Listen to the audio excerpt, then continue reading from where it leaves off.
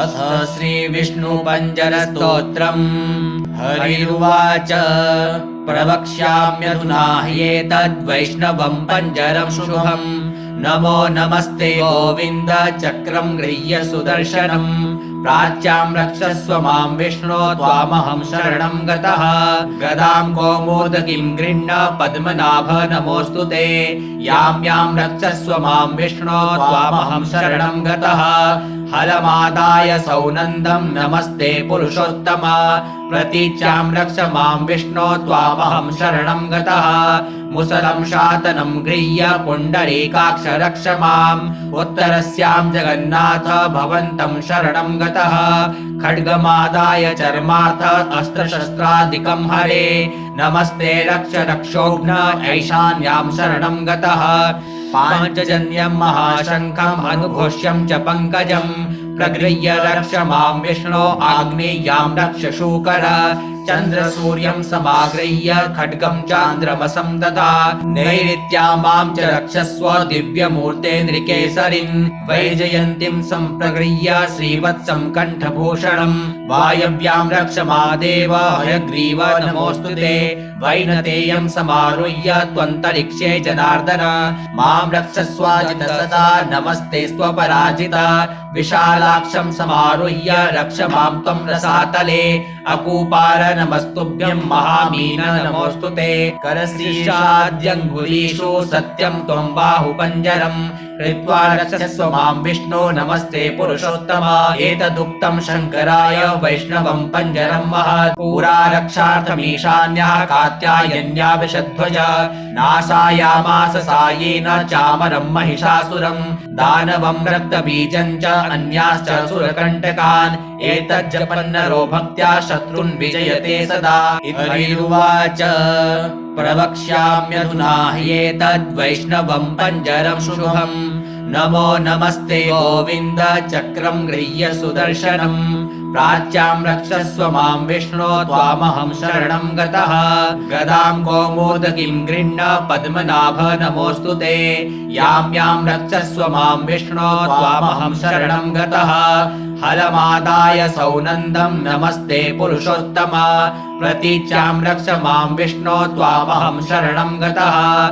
मुसलं शातनं गृह्य पुण्डरीकाक्ष रक्ष माम्। उत्तरस्यां जगन्नाथ भवन्तं शरणं गतः।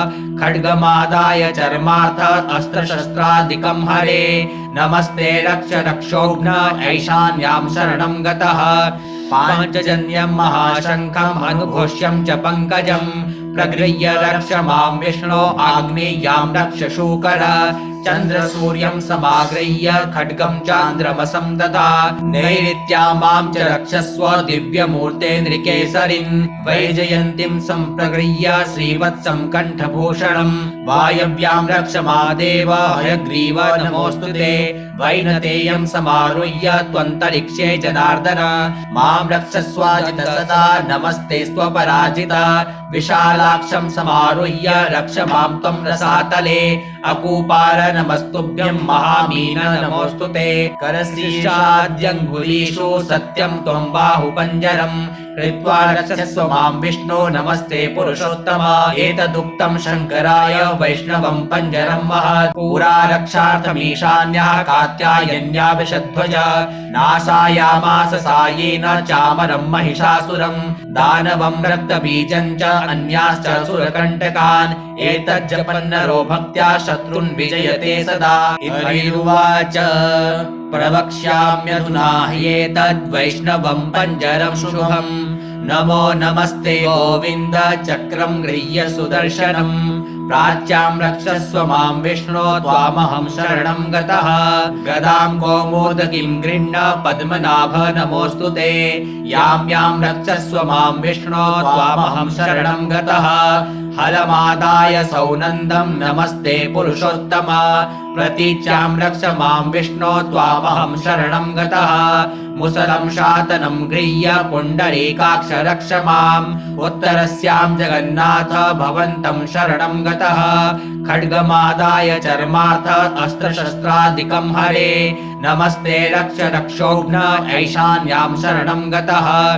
पाञ्चजन्यं महाशङ्खम् अनुघोष्यं च पङ्कजम् प्रगृह्य रक्ष मां विष्णो आग्नेय्यां रक्ष शूकर चन्द्रसूर्यं समागृह्य खड्गं चान्द्रमसं ददा नैऋत्यां मां च रक्षस्व दिव्यमूर्ते नृकेसरिन् वैजयन्तीं सम्प्रगृह्य श्रीवत्सं कण्ठभूषणम् वायव्यां रक्ष मादेव हयग्रीव नमोऽस्तुते वैनतेयं समारुह्य त्वन्तरिक्षे जनार्दन मां रक्षस्वाजित सदा नमस्ते स्वपराजिता विशालाक्षं समारुह्य रक्ष मां त्वं रसातले अकूपार नमस्तुभ्यं महामीन नमोऽस्तुते करशीर्षाद्यङ्गुलीषु सत्यं त्वं बाहुपञ्जरम् कृत्वा रक्षस्व मां विष्णो नमस्ते पुरुषोत्तम एतदुक्तं शङ्कराय वैष्णवं पञ्जरं महत् पुरा रक्षार्थमीशान्यः कात्यायन्या विषध्वज नाशायामास सायेन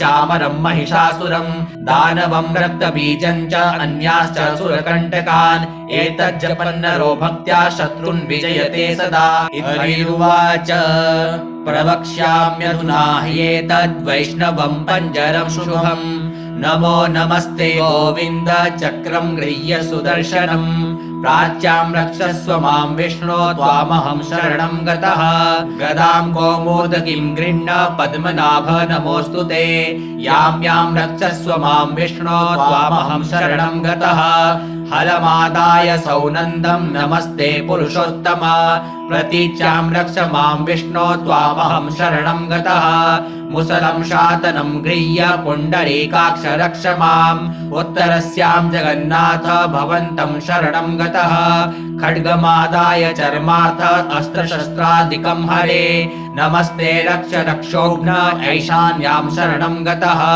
पाञ्चजन्यं महाशङ्खम् अनुघोष्यं च पङ्कजम् प्रगृह्य रक्ष मां विष्णो आग्नेय्यां रक्ष शूकर चन्द्रसूर्यं समागृह्य खड्गं चान्द्रमसं ददा नैऋत्यां मां च रक्षस्व दिव्यमूर्ते नृकेसरिन् वैजयन्तीं सम्प्रगृह्य श्रीवत्सं कण्ठभूषणम् वायव्यां रक्ष मादेव हयग्रीव नमोऽस्तु ते वैनतेयं समारुह्य त्वन्तरिक्षे जनार्दन मां रक्षस्वाजित सदा नमस्ते स्वपराजिता विशालाक्षं समारुह्य रक्ष मां त्वं रसातले अकूपार नमस्तुभ्यं महामीन नमोऽस्तु ते करशीर्षाद्यङ्गुलीषु सत्यं त्वं बाहुपञ्जरम् कृत्वा रक्षस्व मां विष्णो नमस्ते पुरुषोत्तम एतदुक्तं शङ्कराय वैष्णवं पञ्जरं महत् पुरा रक्षार्थमीशान्यः कात्यायन्या विषध्वज नाशायामास सायेन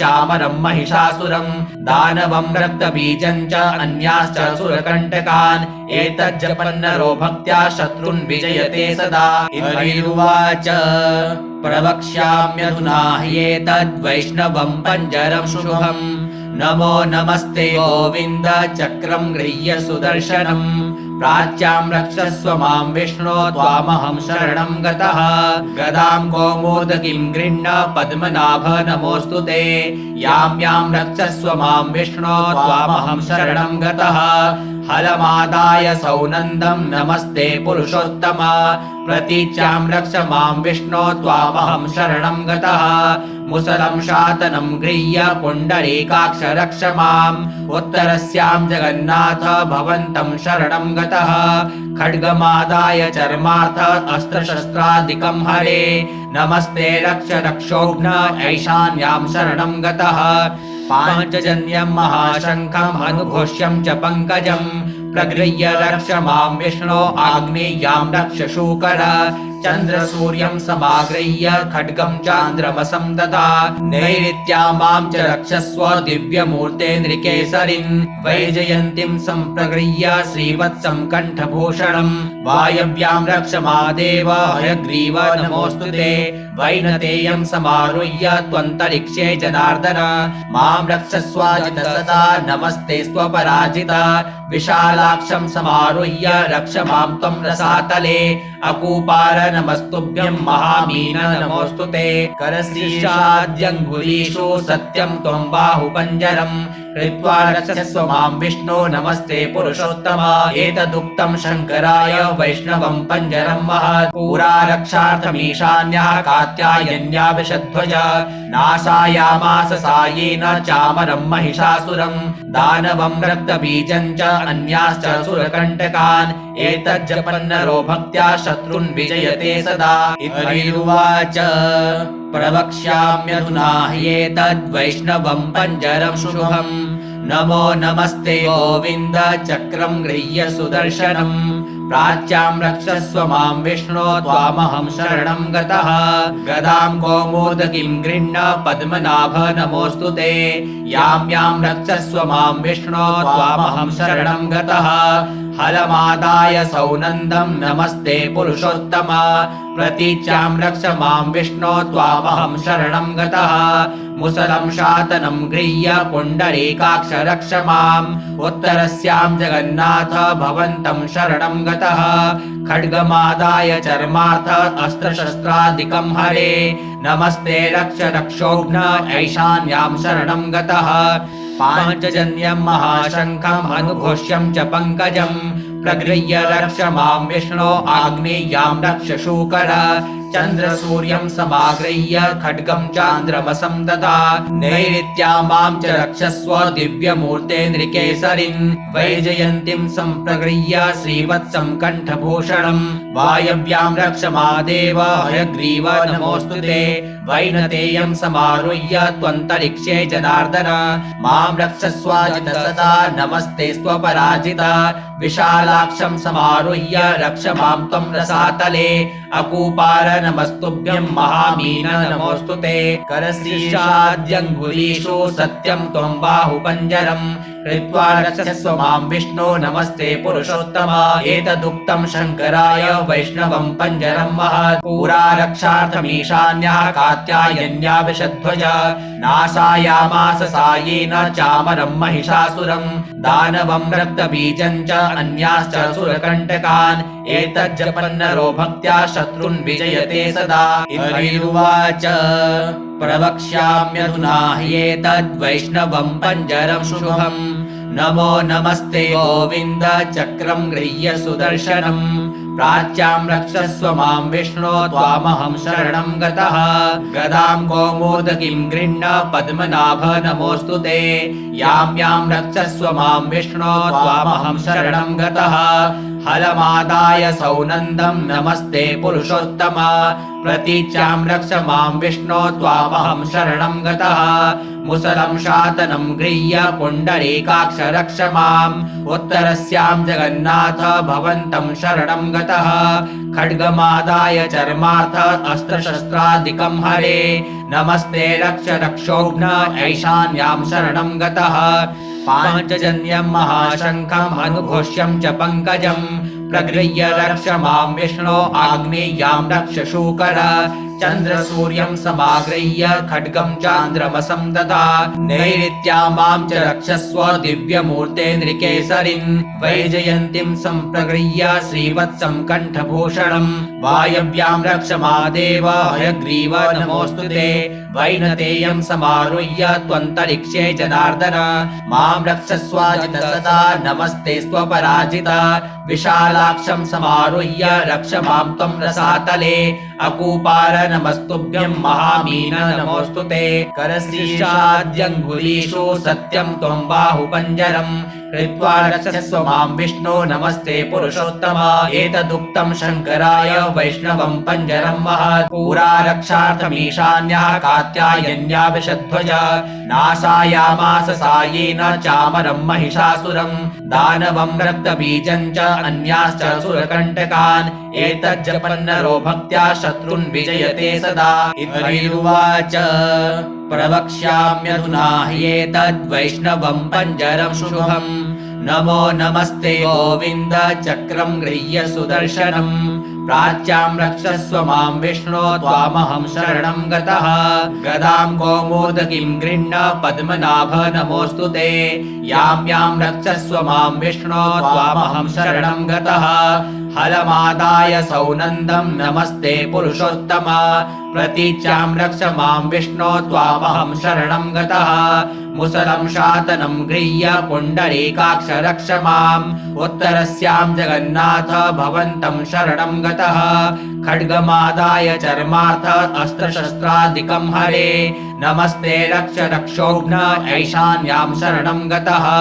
पाञ्चजन्यं महाशङ्खम् अनुघोष्यं च पङ्कजम् प्रगृह्य रक्ष मां विष्णो आग्नेय्यां रक्ष शूकर चन्द्रसूर्यं समागृह्य खड्गं चान्द्रमसं ददा नैऋत्यां मां च रक्षस्व दिव्यमूर्ते नृकेसरिन् वैजयन्तीं सम्प्रगृह्य श्रीवत्सं कण्ठभूषणम् वायव्यां रक्ष मादेव हयग्रीव नमोऽस्तु ते वैनतेयं समारुह्य त्वन्तरिक्षे जनार्दन मां रक्षस्वाजित सदा नमस्ते स्वपराजित विशालाक्षं समारुह्य रक्ष मां त्वं रसातले अकूपार नमस्तुभ्यं महामीन नमोऽस्तु ते करशीर्षाद्यङ्गुलीषु सत्यं त्वं बाहुपञ्जरम् कृत्वा रक्षस्व मां विष्णो नमस्ते पुरुषोत्तम एतदुक्तं शङ्कराय वैष्णवं पञ्जरं महत् पुरा रक्षार्थमीशान्यः कात्यायन्या विषध्वज नाशायामास सायेन